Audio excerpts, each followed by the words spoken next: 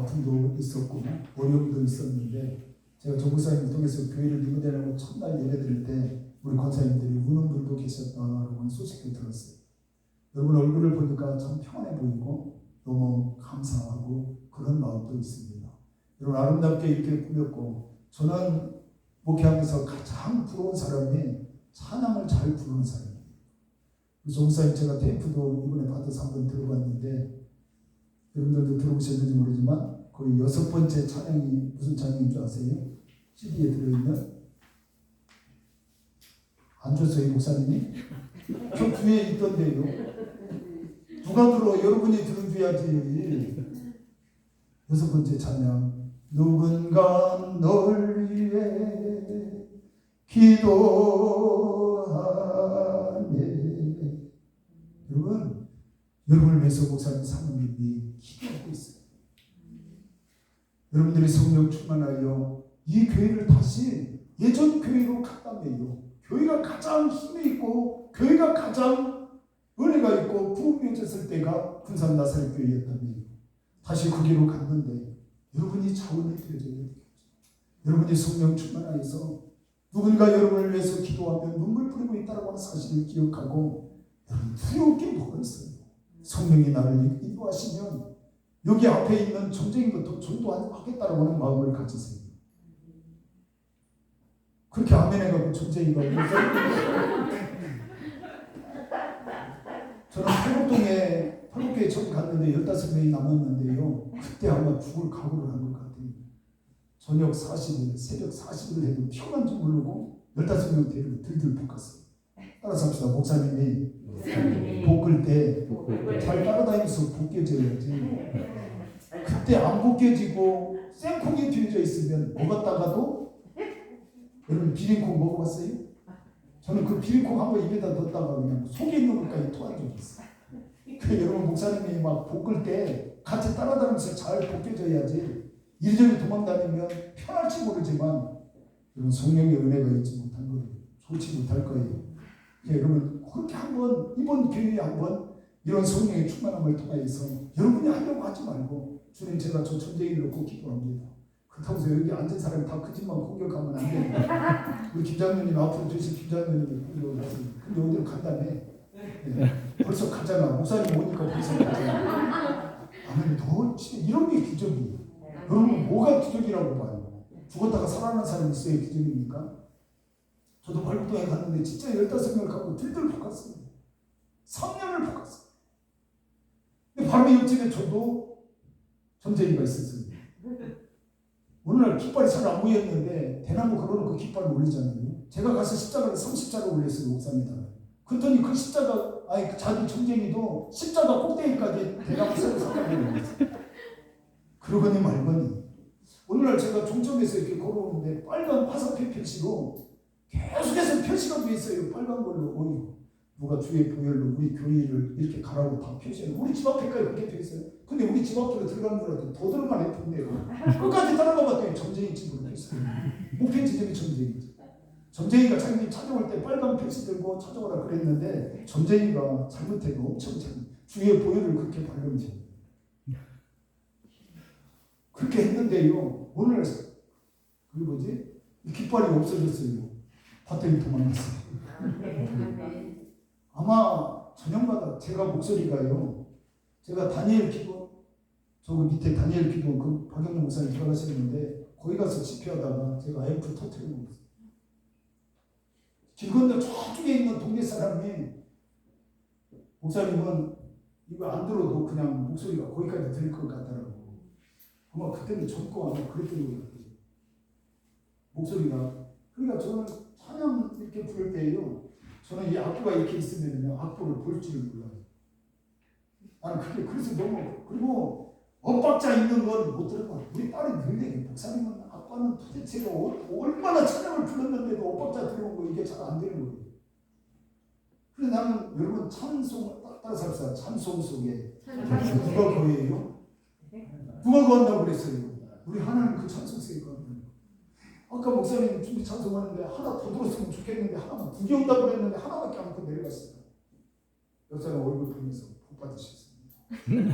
가수 풍금성가가 가수님이 오셔가지고 여기서 늘 나는 그런 주보고 또 깜짝 놀란 게 찬송이 중간에 3개인가 4개인가 들어가 있어서 이 교인은 하나님의 역사를 찬송 속에 거하시는 주 걱정인가요? 염려가 있나요? 생각나는 대로 찬송하세요. 1절로 4절까지 다 해야만 하나님의 역사하고 중간에 오고 후렴한다 보면 하나님의 역사가 없어져요? 아니요.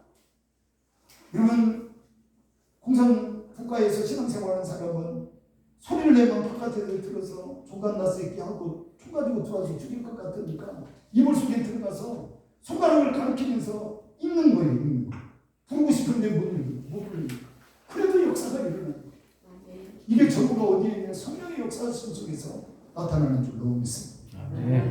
할렐루야. 그래서 우리 이 자격 중에서 가장 중요한 게 성령의 충만함. 그래서 여러분이 성령을 놓치지 아니하도록, 그래서 자기 생각이 앞서가지 아니하도록 기도하는 우리 모두가 될 수 있기를 원합니다. 그러면서 4번째의 인격 이야기가 나옵니다. 직분자는 성숙한 인격을 가져요. 여러분 교재 보고 거기 한번 읽어보겠습니다. 직분자의 자격에서 시작. 직분자의 자격에서 빼놓을 수 없는 것이 인격이다. 인격이란 사람의 성품과 성질이라고 할 수 있다. 주의 일은 자연적인 성품을 하기보다는 영적 성품을 해야 한다. 직분자는 영적으로 잘 갖추어진 인격으로 사람과 함께 사역하며 서로 좋은 관계 속에서 일해야 한다. 그래서 이 성숙한 인격은 우리는 예수님 닮는 인격으로 자꾸 기도하며 가야 합니다. 우리의 목표는 예수님이시니까 예수님의 인격을 닮아야 한다. 마태복음 11장 29절에 마음이 온유하고 겸손하니 나의 멍에를 메고 내게 배우라. 그리하면 너희 마음이 쉼을 얻으리라. 그래서 여기 직분자는 예수님의 인격을 닮아야 한다. 예수님처럼 잘 배워서 좋은 인격으로 좋은 사람들을 많이 만들어 가야 한다. 항상 온유한 마음의 자세를 갖도록 기도하며 준비해야 되고 하나님이 거룩하게 쓰신다. 사람을 사랑으로 용납해야 된다. 그리고 성숙한 인격은 신성한 성품으로 해야 한다. 베드로서 1장 4절에 보니까 이로써 그 보혈을 지극히 큰 약속을 우리에게 주신 이 약속으로 말미암아 너희가 정욕 때문에 세상에서 썩어질 것을 피하여 신성한 성품에 참여하는 자가 되게 하려 하셨느니라. 신성한 성품. 신성하다고 하는 말은 하나님처럼 깨끗한 것이고 구별된 것입니다. 직분자는 인격이 신성한 성품이 되어야 한다. 만일 더러운 마음, 양심을 가지고 교회 일을 하고 사람을 대하게 되면 문제가 일어나고 시험에 들게 됩니다.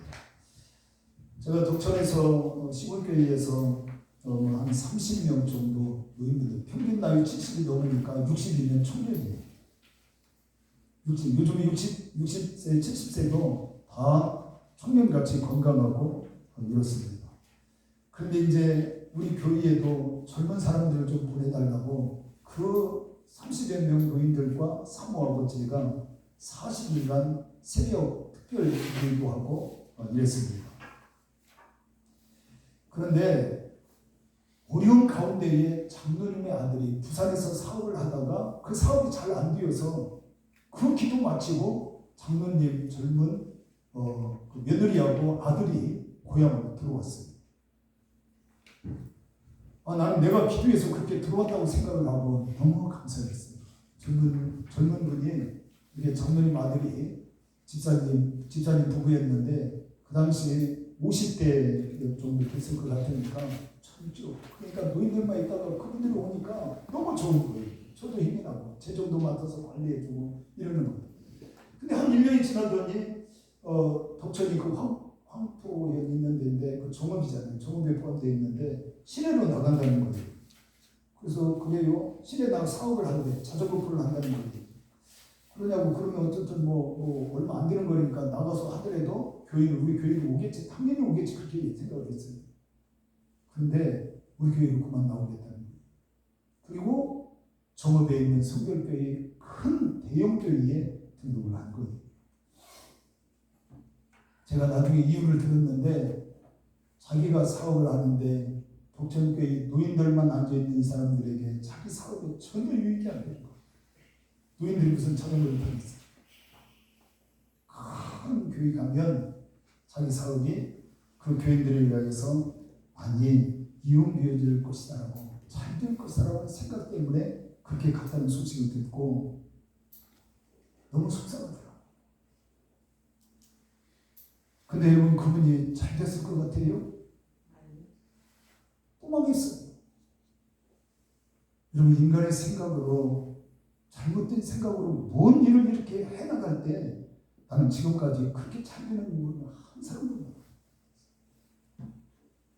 하나님처럼 깨끗한 마음. 저는 어떤 때에 저는 그래서 청년들 앞에서 이런 설교도 했어요. 우리 모두 다 바보가 되자. 설교 제목이 그런 거 있어요.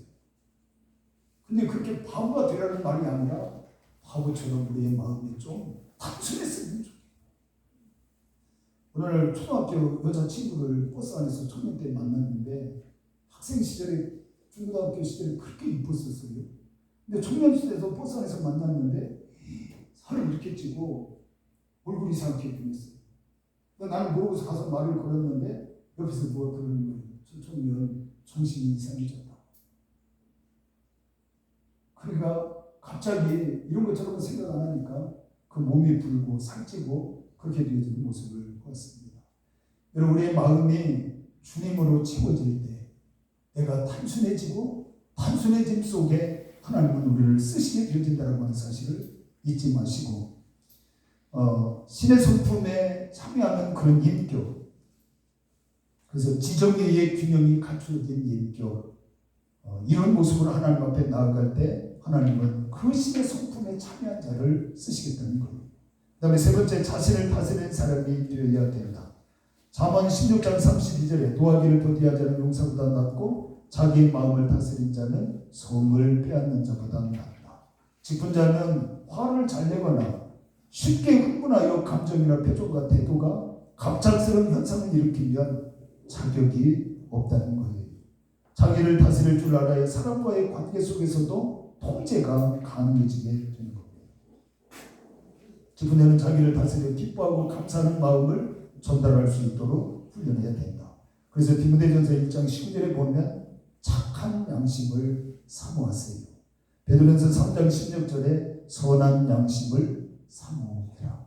착한 양심, 선한 양심을 사모하라. 그래서 주님 닮은 이런 인품을, 이런 인격을 가지고 나아갈 수 있도록 훈련을 하라는 겁니다. 그리고 다섯 번째가 충실한 역할입니다. 그리스도의 종, 확실한 소명감, 성령 충만, 성숙한 인격. 그 다음에 오늘 다섯 번째, 충실한 역할. 성경에는 장로와 집사에 대한 조건들을 제시합니다. 가장 크게 감독과 집사에 대해서 디모데전서 3장 13절에서 1절로 13절까지 한번 집에 가서 읽어보시고, 디도서 1장 7절로 9절에도 감독에 대한, 그 당시 지도자에 대한, 오늘날 장로님들에 대한 그런 자격 조건을 말했고, 사도행전 6장 3절에서도 잘 아는 대로 지혜와 믿음과 성령과 칭찬받는 사람, 그 다음에 권사님이나 여성 집사님에 대해서 디도서 2장 2절로 8절까지 내용을 실었습니다. 자, 이 내용을 한번 종합해보면 그 다음 장 9페이지에서 직분자는 어떤 사람이 되어야 하는가? 따라서 합시다. 정중해야 됩니다. 따라서 합시다. 정중해야 됩니다. 그 말이 무슨 말이냐면 정중함과 단정함이라고 하는 말은 일상적인 태도로서 즉 매너를 의미합니다. 우리가 이렇게 사회생활을 하면서 어디를 가든지 저 사람 참 매너 없는 사람인데 그런 소리 할 때가 있잖아요. 우리 직분자들은 바로 이렇게 정중하고 단정한 마음, 신사를 말합니다. 몸짓이나 태도가 정중하고 규모 있게 격을 갖춘 사람을 뜻합니다. 제가 이 팔북에서 목회할 때 집사님 한 분이 아주 열정적인 분이 계셨어요. 특별히 사택의 일이나 그 다음에 또 목사님들 사모님이 어려움이 있거나 하면은 여기서 돕고 이랬던 열정을 가진 분입니다. 그래서 권사임직을 받았어요. 그리고 선교 회장도 했습니다. 근데 재직회 때 한번 전도사를 채용하는 문제 때문에 갈등이 좀 재직회를 하면서 일어났는데 그때 갑자기 그 권사님이 문을 그 자리에서 일어나더니 문을 열고 출입문이 부서지라 하고 나갔어요. 저도 깜짝 놀랐어요. 저렇게 열정을 가지고 일했던 분이 저런 행동을 할까 하고 깜짝 놀랐습니다.